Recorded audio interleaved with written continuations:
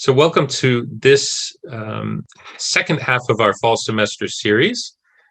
We are very fortunate to have with us Dr. Nersess Arlen, who is going to be presenting an introduction to medieval Armenian poetry.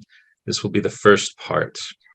So Dr. Nersess Arlen is the inaugural postdoctoral research fellow in Armenian Christian Studies, as well as the director and of the Krikor and Clara Zohrab Information Center, a recently arranged joint appointment between the Eastern Diocese of the Armenian Church of America and Fordham University. He earned his PhD in Near Eastern Languages and Cultures at UCLA with a dissertation entitled A Window into the 10th Century, The Life and Literary Works of Anania of Narek. Dr. Arlen's research pertains to literature and intellectual history with attention to asceticism, mysticism, and education in Eastern Christianity and Islam. He is also a published writer of creative prose, poetry, and literary criticism in Western Armenian. Please join me in welcoming Dr. Arlen. Thank you. Thank you so much, Deacon Yevant, and it's so nice to see everybody here and to be back at the start of a new lecture series. I feel very excited to be here. It was such a good experience last time doing the lecture series on the Armenian histories. I think I learned more than anyone else did listening by preparing those, and I expect it'll be the same in this new series on medieval Armenian poetry. So let me go ahead and share the screen and start this. Okay, so as Deacon Yevant mentioned, it's going to be a 12-part lecture series, so over the course of 2 semesters. So we'll do 6 now and then 6 in the spring. And so this first lecture I've entitled The Lay of the Land. And obviously what I intend to do in the first lecture is kind of give a picture, a general overview of what there is in medieval Armenian poetry, what are the sources and origins and kind of context in which poetry is composed, what is the setting and milieu in which it was developed, and what are the different kind of genres and texts out there. And then throughout the course of the series, we'll kind of slowly narrow in on one or another and progress to one or another. And we'll move somewhat chronologically, but also somewhat by genre and type of work. But I had a couple other things in mind, some kind of wordplay by using the word lay in the title. If you can think of other ways that word is used in English that fit well in the context here. So there's an old French word, lay, which is gives the definition of a short lyric or narrative poem that's meant to be sung. So it's a poetic composition that was to be sung by minstrels. So you can even speak in English about a minstrel reciting a series of lays in a performance somewhere. And you'll see why this is relevant as we look at the original context for the development of poetry in pre-modern Armenian society. Secondarily, thirdly, I guess, there's another meaning of the word lay in English that's relevant here as a kind of signal of the context for pre-modern Armenian poetry. And that's lay as in the laity, as opposed to the clergy. So as we'll see, much of the, as we talked about a lot in last year's lecture series, much of the prose, especially the historical works we looked at, theological works, many of the works we're most familiar with from the classical Armenian tradition are written by clergymen or monastics. And most of those genres are in prose. Conversely, the original proponents of poetry in pre-modern Armenian society were non-clerics. They were part of the laity. And so all of these meanings I kind of wanted to have up at play here, just to kind of spark and make some connections in our minds as we get started. So we're going to do poetry. So we need to just talk in general a little bit about the place and differences in context between prose and poetry in pre-modern Armenian literature and pre-modern Armenian society. As we'll see, much of the early poetry, say in the first millennium AD, was oral and not written in Armenian. And so there's a problem of transmission. So as most of us know who have studied at all the pre-modern Armenian literary tradition, most of the texts as we get them today were transmitted in monasteries by scribes who were copying manuscripts, and then eventually you start printing books in the 16th century. Well, all these, the vast majority of these oral works that were not composed or performed in the monastic sphere ended up being lost over the course of time. In fact, some oral texts that we know went back to at least the 10th century or earlier were only written down for the first time in the 19th century, when some great Armenian ethnographers and collectors of folk tradition started to go around and visit Armenian communities in Western Armenia and record and write down the songs and oral traditions that people had who were living there. Of course, the most famous such text like that is Sasnadzarej, or the Daredevils of Sassoon, the Wild Men of Sassoon, Sassoon Si David, and that whole 4-part cycle of oral texts. So we know those go back to at least the 8th, 9th, or 10th century AD, but parts of them surely have an origin even earlier. And we don't know the extent to how much other such things were lost. In terms of the textual corpus of Armenian as we have it today, if we look at the first, say, 600 years, so Mashtots invents the alphabet in 405, let's say up until the year 1000 as a kind of convenient marker. In terms of the texts we have extant and available to us to look at today, the vast majority is prose. There's very, very little in the way of poetry. What poetry there is tends to be liturgical texts, hymns, sharakans, and the very, very beginnings of religious poetry, starting at the monastery of Nareg. But all along this time, these 600 years where you get this vast prose tradition, and we'll look at it just a little bit in the next slide or two, you also have a vast oral poetic tradition.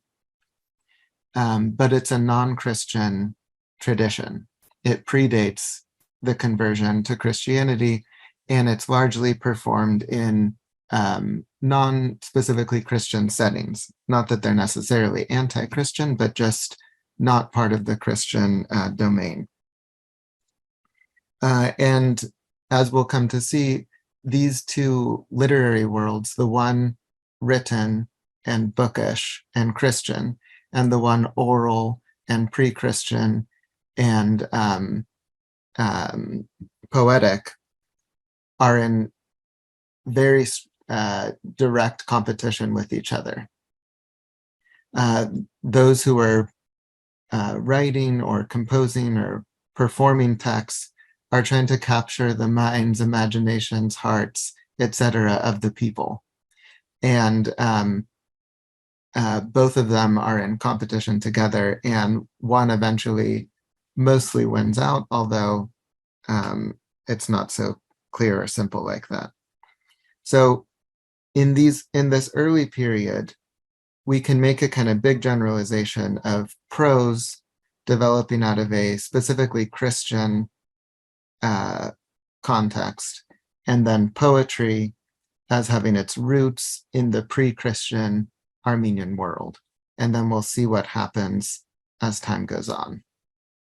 But first, we need to establish that initial context in order to understand medieval Armenian poetry. So let's just remind ourselves, first of all, that Armenian literary culture, in the sense of texts, or not texts, but oral texts or stories, goes back maybe 1,000 years at least before the invention of the alphabet. But with the invention of the alphabet in the 5th century, you get a pronounced Western orientation in terms of prose and writing. So why is that?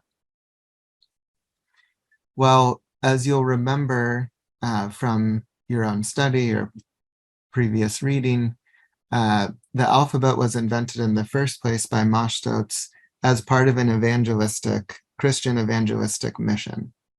The whole point and purpose was to translate the scriptures, the liturgy, theology, and other religious texts into Armenian so that the people could understand it, so that they could be converted to Christianity, and so that Christianity could go deeply into their minds and hearts in the form and language that they knew. What this means then is that when Armenians start composing texts and writing, it's mostly clerical or monastic figures doing that, and they're mostly drawing on Western models. Western in this case meaning Greek or Syriac, Christian Aramaic. And this is true for many, many centuries, and even into the early modern period, that the literary culture in general in Armenian, written literary culture, is dominated by Western orientation, specifically Christian, and mostly drawing on and then natively developing genres and types of writings that come originally from Western models, Greek and Syriac.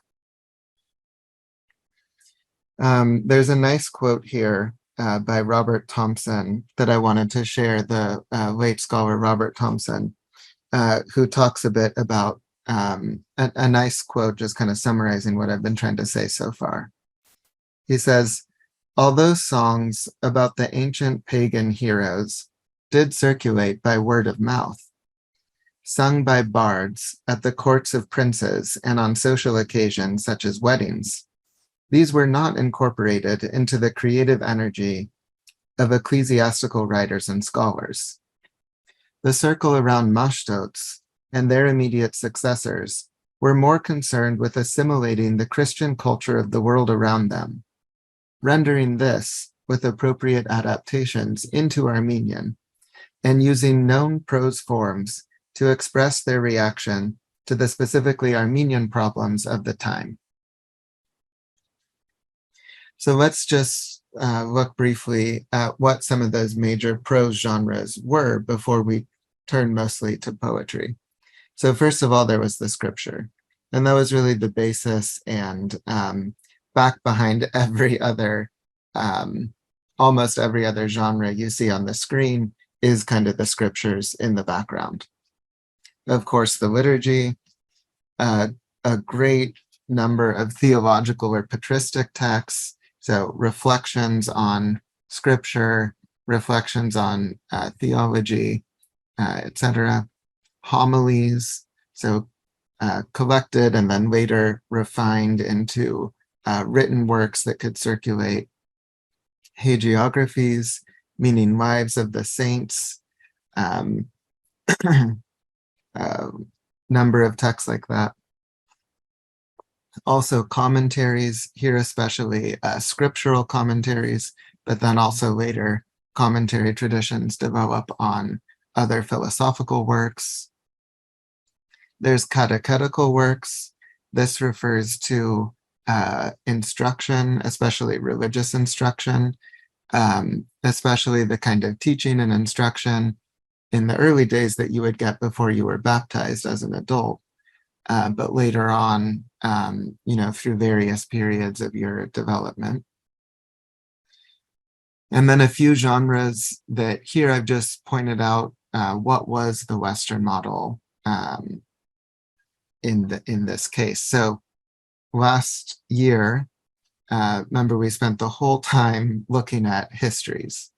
Historiography is such a major genre throughout premodern Armenian writing. And there was an early Greek figure, Eusebius of Caesarea, that we talked about as kind of the inventor, if you will, of the genre of like Christian history. And pretty much every Armenian history, in one way or another, was part of that genre or grew out of it. It's a kind of continuation of biblical history, but specific to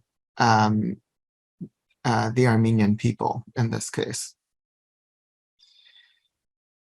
Then there's martyrologies, so stories about the martyrs. In this case, there was a Syriac model, Maruta of Maiferkat, whose text was influential in shaping early Armenian martyrology. And unlike in the West, because of the situation of Armenians throughout history as often being under hostile or at least overlords of a different religion, the genre and experience of martyrdom and martyrology continues all throughout Armenian history and experience. So this is a major genre. There's also florilegia. This refers to essentially collecting quotations from major writers, patristic writers, in order to defend a specific theological position.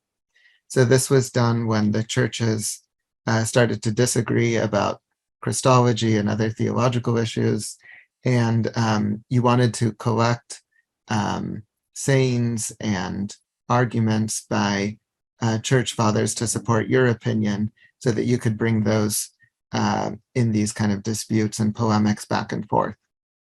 And so there's a figure from Alexandria, Timothy Ailurus, writing in Greek, who writes against the Council of Chalcedon. And this text was then translated into Armenian, and then later Armenian compilations of florilegia develop in the early 7th century and then thereafter, and are used in debates, especially with the East Romans, Byzantines. A little bit later, you get works in rhetoric, logic, and grammar translated into Armenian, in each case from Greek, original Greek text, but then adapted to the Armenian setting and the Armenian language. Especially with Anania of Syriac in the 7th century, you get a number of technical or scientific subjects and genres that start developing in Armenian: mathematics, astronomical texts, calendrical texts, geography. And in every case here, all of these different genres, of which in some cases we have many, many examples across time, all of these developed in a Christian setting and looking towards Western models, Greek and Syriac models. Let's see. So what about the other side? So as we all know, Armenians did not live most of their time in the West per se, in this case, we could define that as the Roman Empire, the Christian Roman Empire, whether Latin speaking or Greek speaking. They were at first in the East, what in this case is the Sasanian Persian Empire, and then later the Islamic Caliphates and various other Persian, Turkish, etc. Domains. So surely there was also, must have been influence or some kind of literary culture that was not looking towards the West or associated with the West. And by and large, that is the poetic tradition. And in order to understand, just like in order to understand the prose tradition, we have to know that it's mostly clergymen and monastics who are writing these texts. So also when it comes to poetry, we need to know who were the figures who were composing and performing and transmitting these texts. And they were essentially poet musicians known as gusans. And we're going to spend a bit of time talking about this figure. So there's two really great articles or sources by Iranian and Zoroastrian scholar Mary Boyce, who wrote about gosans. Gosan is the Parthian word. As you can see on the screen, Parthian word of unknown derivation, meaning poet, musician, or minstrel. So traveling kind of singer performer, or not necessarily traveling, they could just be associated with the court of a nobleman. But the key thing is that they both compose and perform. These are not just poems you like write and then read or something, they're to be sung and performed. So let's look a little bit at this figure, which comes from a kind of like Parthian Persian context, but almost everything in this time period, this is pre-Christian and then early Christian time period, everything that applies to the Parthian context also applies to Armenians. As you'll know and remember, the Arsacid ruling family in Armenia from the 1st century up until 428, when the last one was deposed, were Parthian. And so Armenian and Parthian culture is completely intertwined.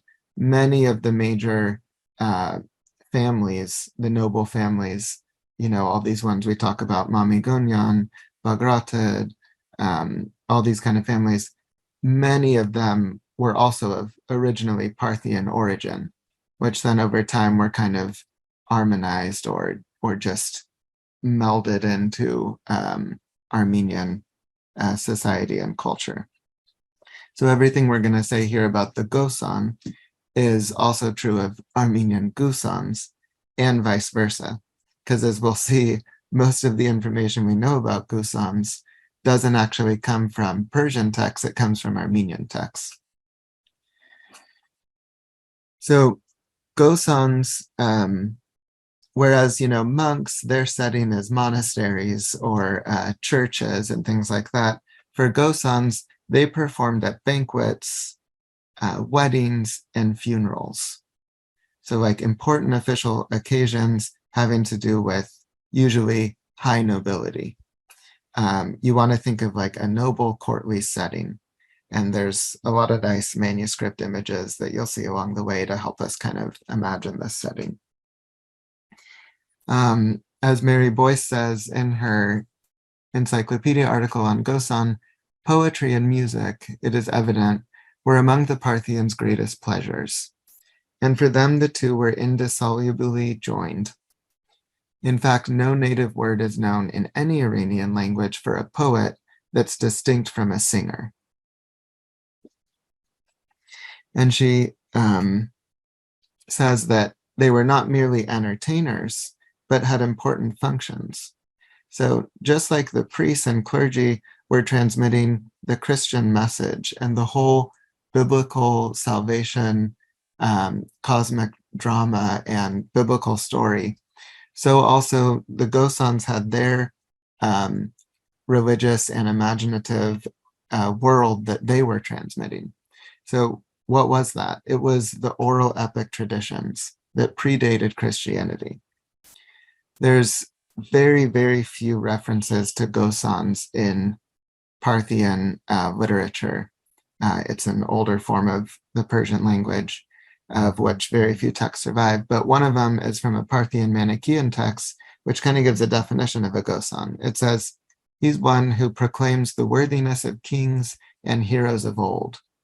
So you can almost think of like Homer and that type of like oral epic tradition that is about the gods or the great men of the past.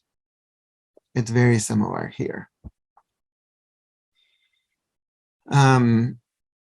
So we know how monks were educated in monasteries, learning grammar, rhetoric, and logic in order to write and compose in these prose genres. Well, the Gosans also had their own educational and training system.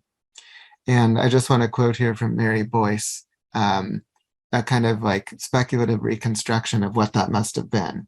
Because unfortunately, there's nothing really tangible or documentary surviving that could really lay out for us what the education or training or formation of a Gosan poet musician was. So she says, nothing is known of how a Gosan was trained, but the predominance of the hereditary principle in ancient Iran, meaning sons inherit their father's craft, or even social position in society,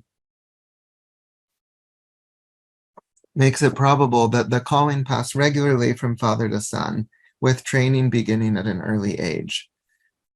And this training must have been exacting, even regarding the craft of poetry alone, since this required much committing to memory of verses of all types: narrative, lyrical, laudatory, elegiac, satirical, gnomic, meaning like wisdom literature. So that by this means apprentices acquired a store of traditional vocabulary, imagery, and themes, by drawing on which they could create new compositions of their own. And they would also thus have learnt a quantity of familiar and well-loved poetry with which to please listeners on demand. Probably every apprentice, according to his talents and abilities, sought to build up as varied a repertoire as possible to increase his earning power. And no doubt a man of exceptional talents could find service with a patron of his own choosing. Probably, however, each noble family would have had its own hereditary Gosans, who knew its traditions and could celebrate in song its illustrious forebears and their achievements, thus sustaining family pride. So it's very interesting to think about that, again, in context and relationship with what we looked at last year with the historians. Because if you remember in some of the lectures, we talked about how the historians were usually sponsored by noble families who wanted their story and their history told. So the Bagratid sponsored Moses Khoranatsi, the Artsrunik sponsored Tovma Artsruni, and so on and so on. Well, likewise, each noble family likely had their Gosans who knew their particular family traditions that went way back to their heroic ancestors that they looked back to. And they would want to hear those sung and performed and remembered when they gathered on occasions.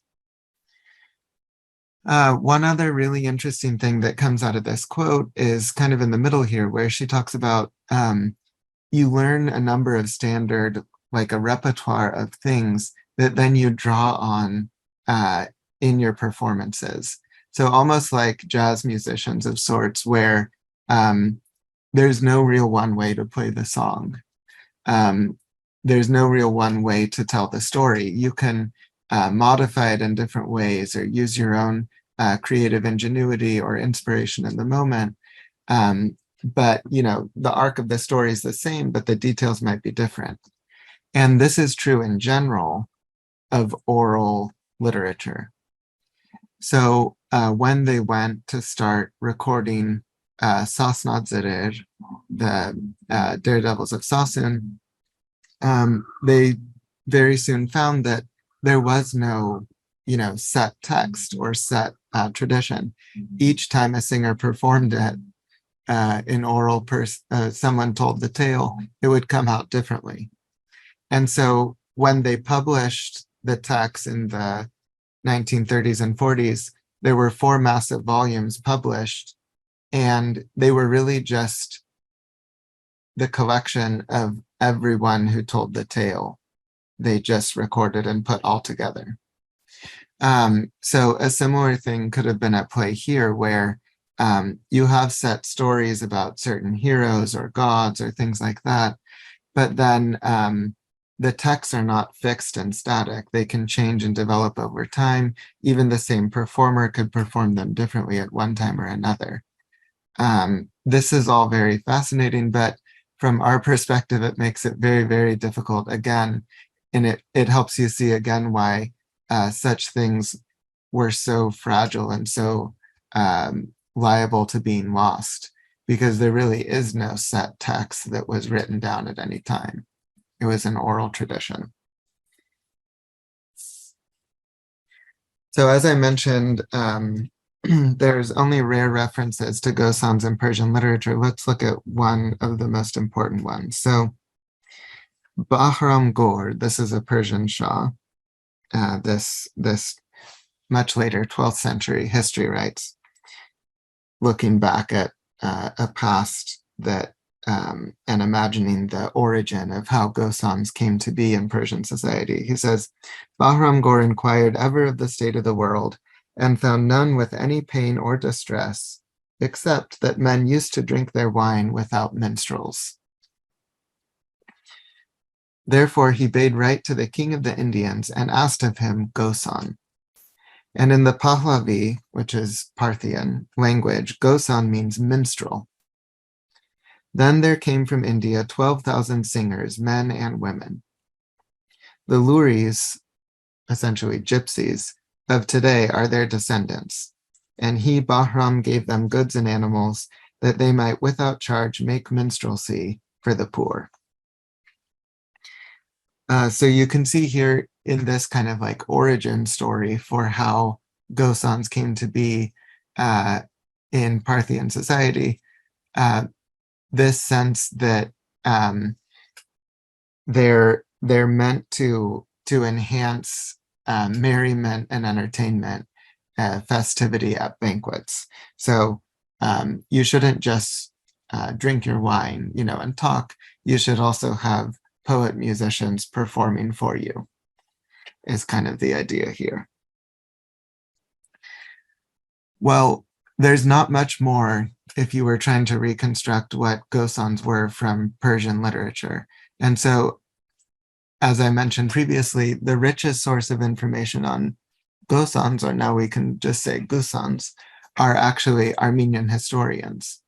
And we have to take everything here kind of with a grain of salt or read between the lines, because, as I mentioned, these historians are very hostile to the Gusan tradition, which is associated with pre-Christian religious elements and traditions, Zoroastrianism, and other forms of culture that the clerics and monks are in competition with and trying to do away with even.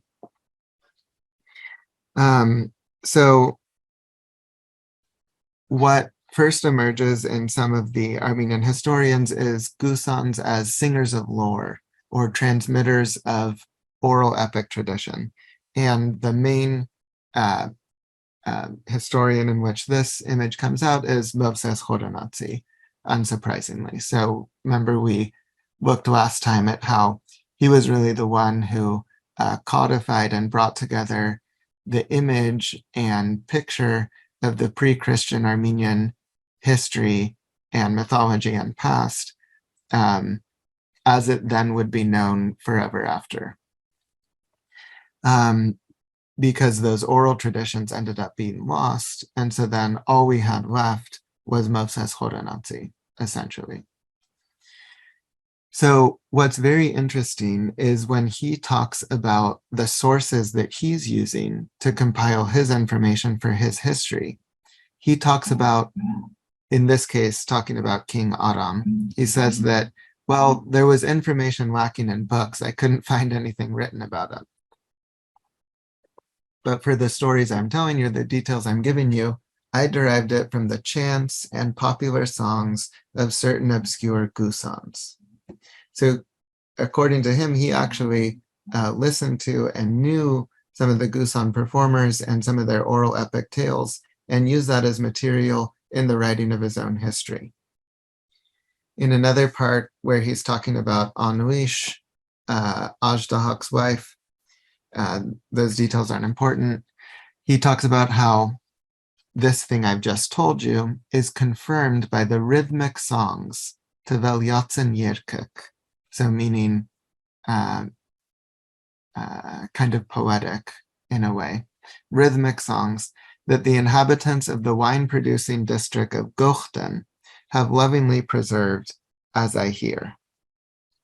These include songs about Ardashas and his sons, and they recall in allegorical fashion also the descendants of Ajdahak, whom they called descendants of the dragon, Vishapazunas, because Ajdahak in our tongue is dragon, Vishap. So again, here you can see how what he in some of the early material that he's writing about, he's drawing on oral sources. And notice here what region he mentions, Gochten. In a few places, Gochten is singled out as this region that is particularly active with these oral epic texts and traditions and gusans. And it's very, very striking that when you read Godiun's Life of Mashtots, so the very, very first text composed in Armenian, to talk about the invention of the alphabet and then Mashtots' efforts to evangelize throughout Armenia. Mashtots makes his first evangelistic missions in Gochten.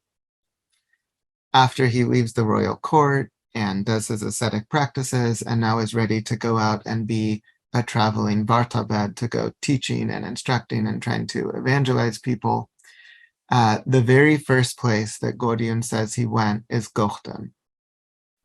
He says, from then on, taking his faithful followers along, the Blessed One, Mashtots, went to the lawless and incorrigible regions of Gochten, capturing them all away from their ancestral traditions and the servitude to satanic idolatry. He brought them to obedience to Christ. And so here you see very explicit the kind of hostility on the part of the Christian evangelists towards the pre-Christian traditions, as we all know well. And when he had sowed the word of life among them, great wonders were clearly revealed to the inhabitants of the district. Demons with varied appearances vanished. They moved to the region of the Medes. Well, it's not true at all, of course, that he captured them all of them away from their ancestral traditions. He must have had very, very limited success, because soon after we hear later in the text that his evangelistic efforts are not working, and that's why you need to invent the alphabet and start translating into Armenian in the first place. So then you get the story of the invention of the alphabet and him setting up schools and instructing people, sending young boys to go study and be educated in Greek schools and in Syriac schools, to then start translating from those languages and developing all these texts and writings that we looked at previously. Then he goes out on mission again. And where does he go to? Gochten. Godiun writes, trusting in God's grace, the Blessed One went with them to Rodastag in Gochten, his first territory, and expounding the doctrine in his usual manner there, in company with the pious Shabbat, who was the noble prince of the region. He filled the district with the message of Christ's gospel and organized bands of holy ascetics in all the villages of the district. So what does that tell you? He's setting up literate monks, essentially, to carry out their written and evangelistic mission, again, to be in direct competition and conflict with these oral and non-Christian figures. And then just an opportunity to point out that our emeritus Professor Abraham Tyrion of St. Nersess Seminary has his translation of the life of Mashtots by Goryun coming out either later this month or either later this year or in the very beginning of next year by Oxford University Press. And it's a text he's been working on and writing about for over 40 years. And so it should be a really fantastic study and translation. But let's go back to Moses Choronatsi, because remember, with the Gusans as singers of lore and the pagan oral epic traditions, this is really the only semi-complete or coherent poetic text that survives from that tradition. It's so sad, from our perspective today, how much was lost, especially when you read this and how beautiful and powerful the language is. You would have loved to be able to read and see all the other texts like this and songs like this that would have been out there. But here, at least, we have one example of that kind of lore or epic that was sung about ancient heroes or deities. So this is known as the birth of Vahakan, one of the gods of the pre-Christian Armenian pantheon. So Vahakan was known as Vishapakal, which is basically dragon reaper. He's associated with the sun, which comes out in the poem, and was the equivalent of the Iranian god Varathragna, who was also later identified in the Hellenistic period with the Greek Heracles. And we'll see Moses refer to that on the next slide. So let's just read it in English first and then the Armenian. The sky was in labor, the earth was in labor. In labor also was the purple sea. In the sea, labor had also seized the red reed. From the tube of the reed came forth smoke. From the tube of the reed came forth flame. And from the flame ran out a red-headed youth. He had fire for hair, and he had flame for beard, and his eyes were little suns. And now the Armenian, and if you can, see if you can notice any literary or poetic devices at play. And see what you hear. Yergner yergin, yergner yergir, yergner yevzoven zirani, yergni zovununer, yev özgamrigen yereknig.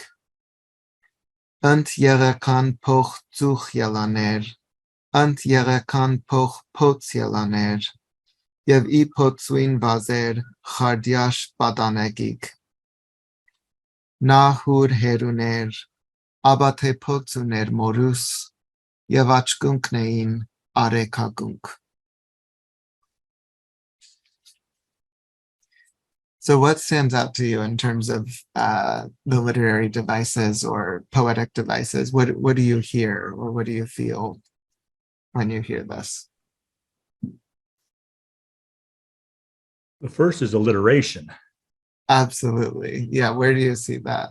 The first line, the second line. Yerg, yergin, yergner, yergir. Exactly. Also, zoven, zirani, itzovun.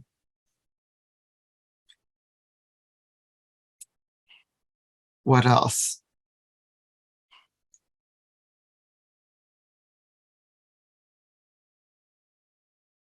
Is there rhyme? Nahur heruner, abatepots uner morus, evagunknein arekagunk. Yeah, so like there are some places where you can Describing see describing the nature, that he's exactly. part of the nature. Yes, the elements and the presence of the elements in nature in this figure, fire, flame. Again, Bahakan, like we said, is associated with the sun and fire. There are little parts where you can see kind of like not rhyme as we know it, but things fitting like that. Yergner, yergner, yergner, yergin, yergir, achgunk, arekagunk. But it's not a rhyme structure organizing the structure of the poem or the song. It's very rhythmic, and you hear that when you say it and see it. What else poetically or literarily, in terms of devices, do you see?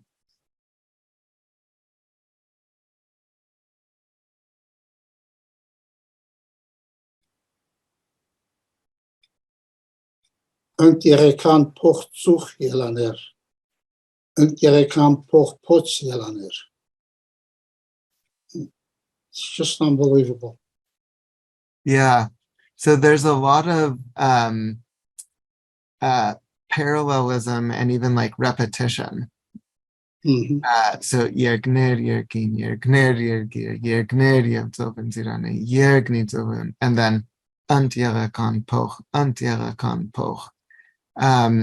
So this is actually a characteristic feature of orally composed epics. So remember we said how they have to innovate and kind of compose on the fly and have all of this in their memories. You know, they don't have anything written down that they can look at.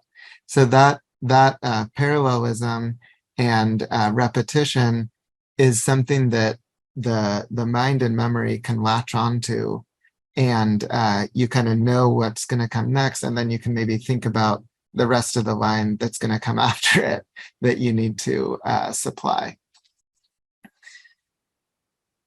Alliteration is huge. That's maybe one of the main driving poetic devices here. And then anything else? Jesse, Yes. how are you? I am looking only at the English. Yeah. So I am not that much of I'm not that proficient with the Armenian, as you know. Mm-hmm. But at least in the English, the last few lines talking about the youth, there's a lot of metaphor there where there's comparisons. Exactly. Good. Yeah. Exactly. And metaphor, not even simile, but like metaphor. Yeah. His hair was flame. His eyes were suns. His Exactly. beard was fire. Exactly. Very good. There's one other thing in the Armenian that I want to point out. What do you notice about like the style or register? Those who know Armenian a little bit, is this a very high or elevated register, would you say? Or is it a colloquial style? What might indicate one or the other?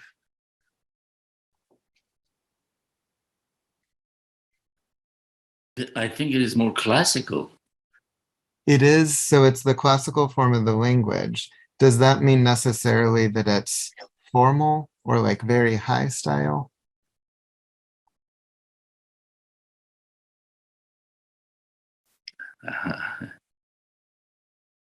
Obviously, by the way I'm asking it, I think no. The grammar seems very simple. The grammar is simple, that's one thing. Good. So not necessarily so high.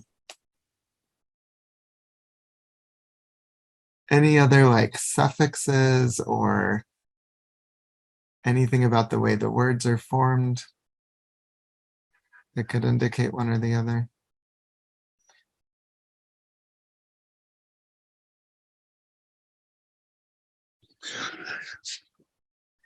Do you see how many times there's the diminutive used? Eek. Mm-hmm. So this is characteristic of colloquial or lower style, not formal. Even today, how many times in a karos, sermon like in church, will you hear a priest using ik or uk or those kind of things? We associate that with talking to children or very familiar talk and things like that. Here, look at how many times. So you have those garmriken. Could have said garmir, but garmriken, yereknik. So not just yereken, a reed, but yereknik. And then look at in the 4 lines from the bottom. So we have the word badani, which is a youth. But then here we get badanyag, I think. And then that's not enough. We need 2 diminutives. So there's a double diminutive here, badanegik. So, a little youth or something like that, which is represented in the picture here. And then I think that's it. But basically, it's those 2 things. So syntax and morphology. So Matt pointed out how simple the syntax is, really. There's no complex structures here. And then the use of the diminutive and some of the other ways words are formed, which shows like this is a not a high refined style. Again, it's such a shame that we don't have more texts like this that we could have seen, but this shows you too how it fits with what we said about lay in the beginning, as like these were not clerical or highly educated in the bookish sense of people, but certainly highly refined and impressive in their own way and style, but just one that's very different from high register literary prose. So Moses goes on to say, right after this passage, he says, "With our own ears, we have heard some singing this on the lyre." Then they would say in their song that he fought with dragons and overcame them, and they sang of him something very similar to the heroic exploits of Heracles. But they said that he was divinized, and setting up his statue in Georgia, they honored it with sacrifices. His descendants are the Vahunik. So yeah, to Moses, all of the gods are just originally people that then over time and memory, you make so grand the people in your mind that eventually they become as gods, and then people worship them, is his opinion. So let's look at other Armenian historians that give another picture of what gusans do. So not just transmitters of the pre-Christian religious traditions, the epic, the mythology, but also performers at banquets. So you remember the Buzandaran Batmutyunk, or the epic histories, Pafstos Buzand, one of those of the earliest Armenian historians writing about events in the 4th century. There's 3 times where he talks about gusans. In each story, it's a great story, like really fun to read. But in each case, the person who is listening to the gusan performing dies. And so that's indicative just right there about, this Christian writer's opinion on the, let's say, moral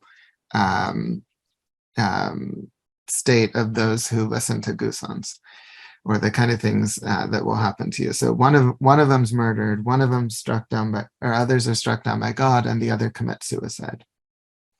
So if some of you were there at last night's lecture that Professor Russell gave on Misak Medzarents, he referred to this exact passage from Buzandaran Batmutyunk. So remember, King Arshag was disloyal to the Persian Shah. The Persian Shah found out, threw him in the Anhushperten, the fortress of oblivion. And then his loyal eunuch, King Arshak's loyal eunuch, Drastamat, had begged, please just let me go see my beloved king in prison, and just one time, for the last time, give him a chance to have a noble banquet like he was used to, a royal banquet. And so Drastamat is given permission, which is, the most unlikely thing that could have happened, because in the Fortress of Oblivion, it's as if that person is supposed to not exist at all. No one's allowed to even talk about them, discuss them, or even mention their name ever. But Drastamat gets permission. So it says he released Arshak. They're in prison, but he took off the iron shackles on his hands and feet and the chains of his neck collar. He washed his head and body, dressed him in a noble robe, sat him on a couch, and made him recline. Before him he placed food befitting kings and wine after the custom of kings. He revived and consoled him and made him happy with gusans. At dessert time he put before him fruit, apples, cucumbers, and dainties to eat, and he gave him his knife to peel and eat what he wanted. Drastamat greatly enlivened him. He stood up and consoled him. But when Arshak had drunk the wine and become intoxicated, he grew arrogant and said, "Vai, woe is me, woe is Arshak. Look what I have fallen to and what has happened to me." Saying this, he took the knife, which he was holding in his hand, to cut the fruit or delicacy, and plunged it into his own heart. He died then and there on the couch. And when Drastamat saw this, he seized the same knife and thrust it to his side, and he died too at the very same hour. So here's another story. So one of the 4th century kings that's given such bad treatment by Paphstos is King Bop. So in this case, this is the death of Bop after he rebels against the Byzantines, or decides to go against them in favor of the Sasanians or his own interests. So it says, King Bop went to the dinner, entered the dining area, and sat down to eat and drink. When the king entered the tent of the Byzantine general Derent, he noticed the legion of shield-bearing foot soldiers positioned around the inside walls of the tent with shields in hand and battle axes at their waist. Similarly, outside stood men ready, heavily armed under their clothing. King Bop thought that this had been done to honor him in some way. While he was eating, the troops with the battle axes stood behind and on all sides of him. When they were drinking wine, so again, wine, banqueting, this is the time for gusans. When they were drinking wine, they offered the first festive cup to King Bop. The drummers, flutists, harpists, and horns all began to play, all making their own different tasteful sounds. There sat King Bop, holding the festive cup of wine in his hands, looking at the diverse crowd of gusans. As he leaned on his left elbow, he held in his left hand a golden drinking goblet, while his right hand was fingering the handle of his saber, which was attached to his right thigh. So just like in the previous episode, this is the height, right, of a nobleman's pleasure. They eat reclined on one side. He has his wine in his hand. He's holding, touching his sword, or maybe reaching out for food. There's girls, women dancing around him, gusans playing music. It's as good as it could get for someone. His cup was to his mouth to drink, and his eyes were fixed straight ahead on the diverse crowd of gusans. He's just enraptured in the entertainment. With an eye gesture, the order was given to the shield-bearing Byzantine troops. Suddenly, 2 of the legionnaires who stood behind Bop, bearing shields with gold bosses, raised their battle axes and struck King Bop. And then I'll save you from the gruesome details of his death, which you can read at your own leisure. But again, it's striking how in this case, like, it's in that height of entertainment that his death and end comes. And then finally, this 3rd episode, which to me really reminds me of the beginning of the book of Job, where Job's children, also his sons, die when they're in their merrymaking.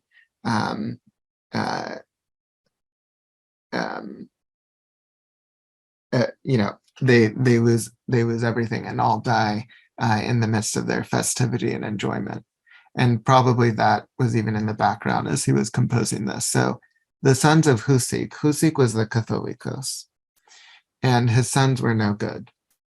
So the sons of Husik, Bop and Atanagines, led their lives in impiety, lewdness, and God-hating.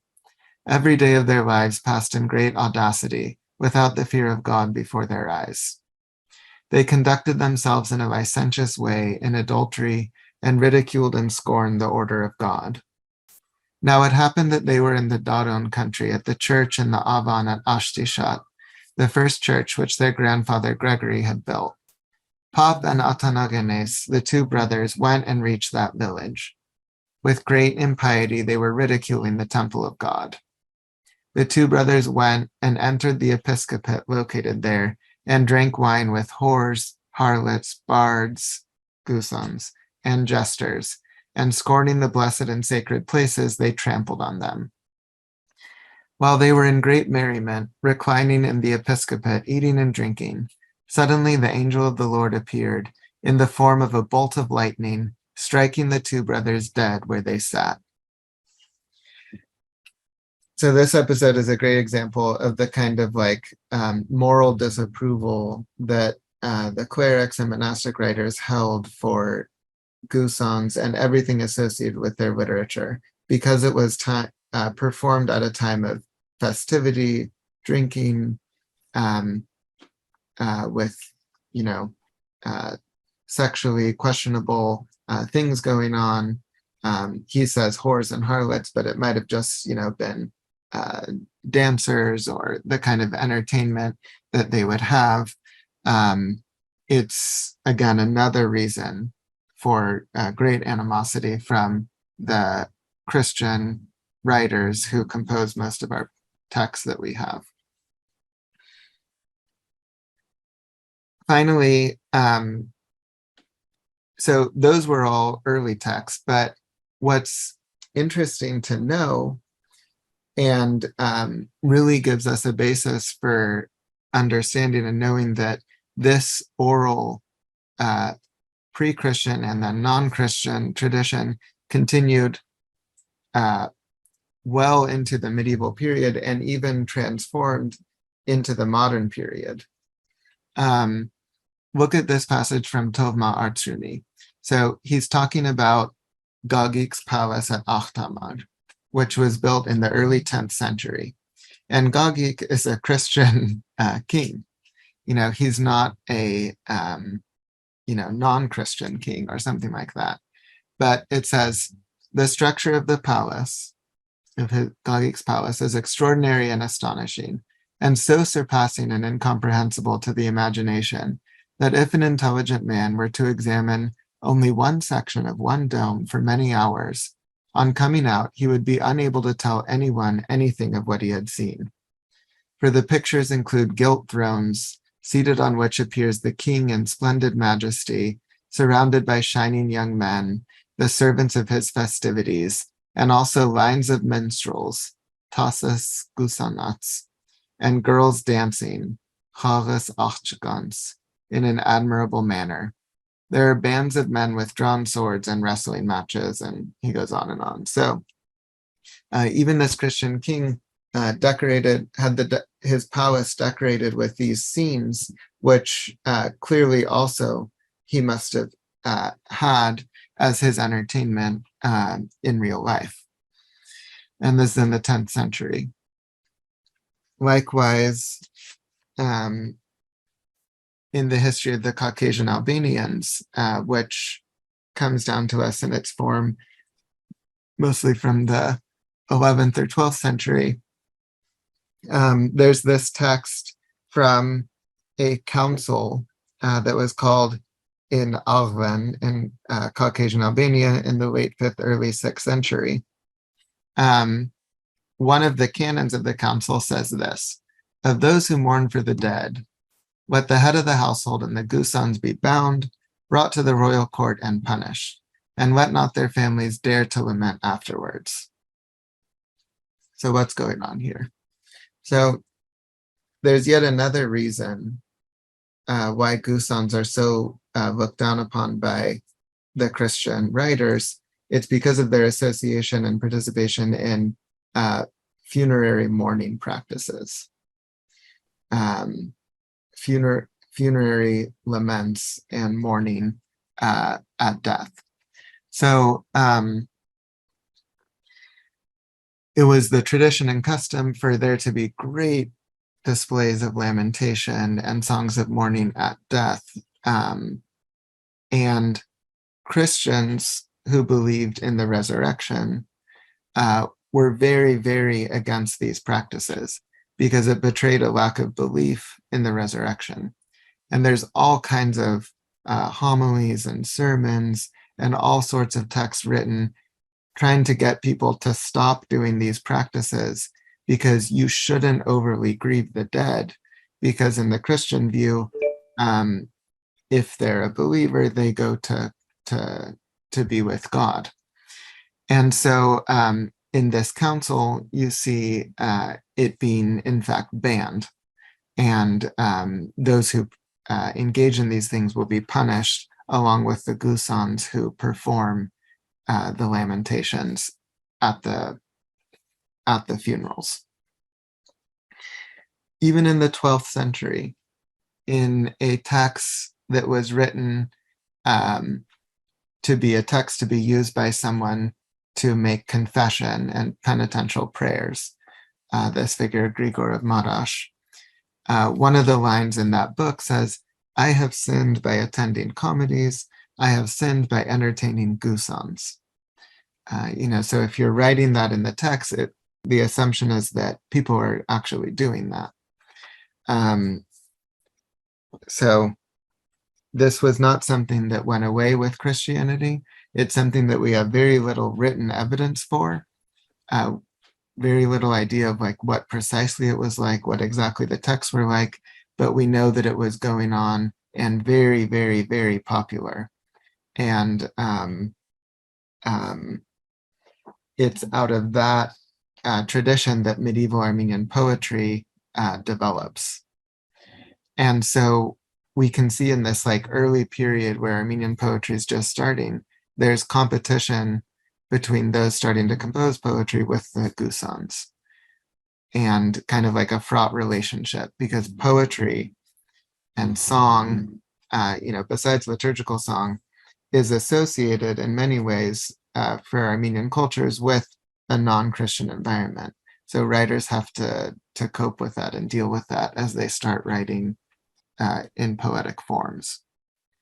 So Freak, one of the first writers in Middle Armenian, which we'll talk about eventually, he says, he has this line in one of his works: "When you gave ear to evil or were enthralled by a gusan," he's again writing in the 12th or 13th century, "you ought to have been listening to the Gospel or Isaiah or Paul." So again, just showing the hostility between the Christian and the gusans.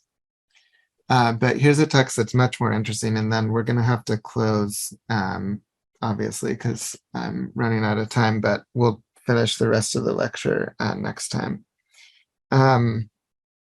But we should look at this text here. So this is by Nersess Fall, one of the most famous poetic texts of medieval Armenian, was known popularly as Jesus Vorti, and it was a 3-book text about essentially the life of Christ, but told in verse. And as we'll see, kind of like narrative historical verse is a very popular form in Armenian. But look at what Nersess says about the poetic form that he's writing in, and the fact that he knows this is something associated with gusans or kind of pagan literature, but he's trying to reuse and transform it for his own Christian didactic and pious purposes. So this is in the colophon to his work, so the kind of like afterword written at the end. He says, "Let no one find fault in this, because it is a metrical work, chapavor paniv, and consider it inappropriate, like the song of Aphrodite." So we can think of something similar to what that song about Vahakan was. You know, there would have been songs about Aphrodite. "For if the false, which only pretends, can become so beautiful by this means," meaning by poetry, "how much more elegant will become my word of truth in the same form."